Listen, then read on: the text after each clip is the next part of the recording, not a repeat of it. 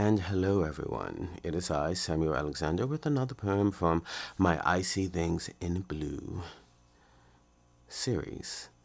This is Kevin, book 4 in the series. And there is, if you bought the book, there is a poem before this. And I just made the conscious decision that, when straddling the line of young adult, that even though it fits, written, performing it would be different. And my anxiety levels are way too high to deal with that shit. So I just decided, you know what, I'm not going to do it. And the good thing about me completely stuttering and stalling my way through the first take of all of these on New Year's morning is that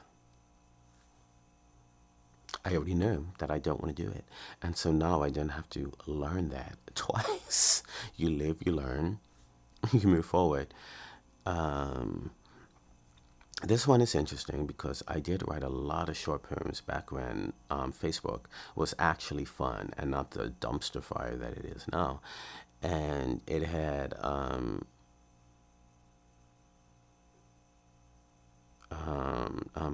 character, that's the word, character limits. And I kind of challenged myself to write a lot of poems that could fit in.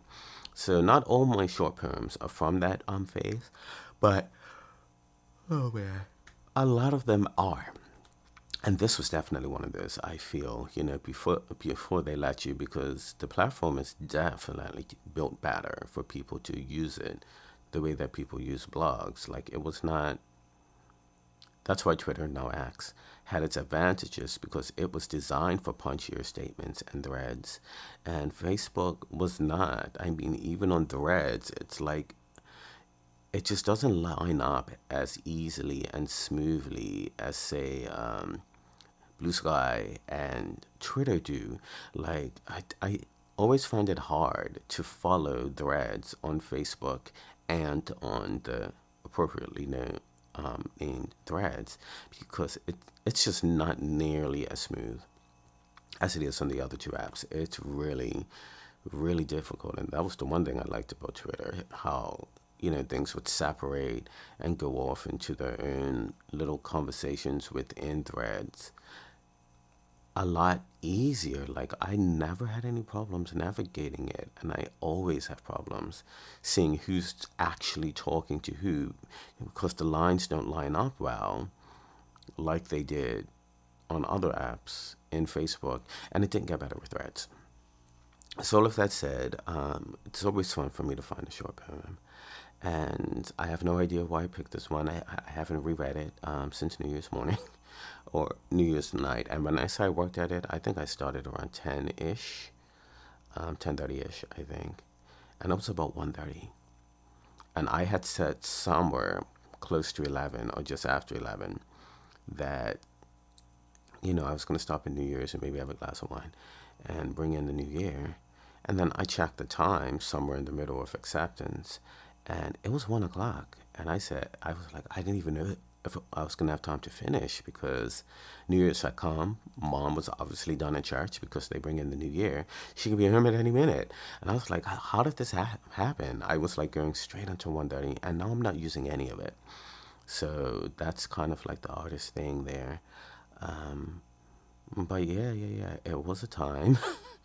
But I've made it here now, so it's good. Gotta do another take. It's all right. But I will likely finish today because I have all day Sunday, and it's only like 1 o'clock now. So yeah, we'll see what happens. So this one's titled Untitled, and it fell into that character batch before on that tangent about reading threads and how they flow easily. If this keeps happening, I'm not going to do the third try. I'm just going to embrace the stutter. Just let it happen because I don't have time. I quite literally don't have time because I still need to finish the final edit. And this is the quick edit. Like, so it's the final. 2 edits of my book, which are the fastest ones. So I barely even need like a month for that with the limited amount of time I have, maybe even 2 weeks. But I want to do this stuff first. So I don't have time to kind of, doodle through it. But yeah, we'll see if I can get them all done today and tomorrow. So this one is titled, Untitled. My soul escapes me with every tear and replenishes with each breath, leaving my aura in a state of continuous death. Each breath is the last, each tear creates more. My soul has become an expert at creating constant pain. Kevin comes into Dario's life in high school. Even though the books are written, the first four, over the exact same period of time, this book is not a vantage book like the first three are, because Kevin is not one of Dario's friends, so he doesn't live the exact same experiences that Gavin and Raylan would, because they just spend time with each other's houses and these types of things. Like, he quite literally sees him for the first time the first day of high school.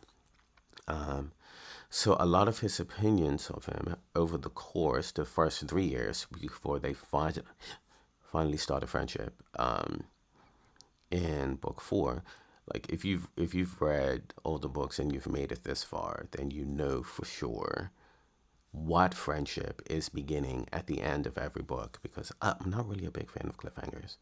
Um, and that's why I wrote the books the way that I did, so that they all kind of made it to a point where they felt like they ended, but you were still very well aware that more was coming. So they were open ended. I wanted it to be very clear that the story of the person the book was titled about. Oh man, I really hope it doesn't get worse, because New Year's was a hot mess. Is titled after, that their story is done. Even for Dario, and he's the main character, and that fades, like, by the way that it ends, the direction the book is taking after this is not going to be similar to what you just read. It's going to shift, and this is another vantage point book. And again, when it comes to the end of this one, which you've already read, that is literally where the rest of the other books end. During this English class situation, they all end here. It's intentional, because the book is going to pivot, and instead of pivoting it after that, I gave you a chapter or two at the end of Kevin, which is the shortest book, to take it a little bit further, so that I wouldn't have to start in this classroom scene in book four. So it was intentional that I kind of wrapped everything up in a way that you knew and had an idea exactly where it was going. It's not kind of like a shock or something like, oh my God, what's going to happen? No, something has begun, and I'm going to continue what has begun in the next book, because I just do not like cliffhangers. I hate them. I don't like being forced to read a book. Like, I like the book that I've written to feel like it's resolved, which is why I read a lot of trilogies, because they tend to write them like the book's a solid book. Like, you don't get out of the end of the first one, or like, oh no, like cliffhangers, like if they fell off a cliff, for real, like, did they live, did they survive? No, the stories tend to end, but you're aware of the journeys that are going to continue, and that's what I like. Like, I don't need a cliffhanger. I'm already here, I'm invested, I'm going to read every book in this series. So what do I need a cliffhanger for? Let's just resolve some problems and leave other problems to be resolved, because to me, I'm not going to say any more of that. I'm going to give Cliffhangers its own book. The whole reason I'm saying that, because of where I started, when I said Kevin just meets him, comes into his life newly, is that his opinion is based on those 3 years. And this is what he sees, like someone who perpetuates kind of like the state that they're in by not embracing who they really are. But he doesn't really know that's what it is. He's just an outsider looking in, and he just thinks Dario is unhappy, and he's not quite sure why. Whereas Dario, on the other hand, like I said in the last poem, this is what he does. This is exactly his existence. Like, all of the, you know, everything about him is about breathing in pain and trying to figure out what to do with it. But he keeps choosing to do the wrong things. And so it just doesn't get better. And that's why this poem makes sense in that kind of way, how other people would see Dario. Because this is exactly how he views himself, I would say. My soul escapes me with every tear, replenishes with each breath. So I cry it out, but I breathe it back in, you know. And, each breath is the last, each tear creates more. So it feels like it's so overwhelming that he'll never escape it. But then it comes back again. Like, it feels like it's beyond what he should be feeling. But then it comes back again.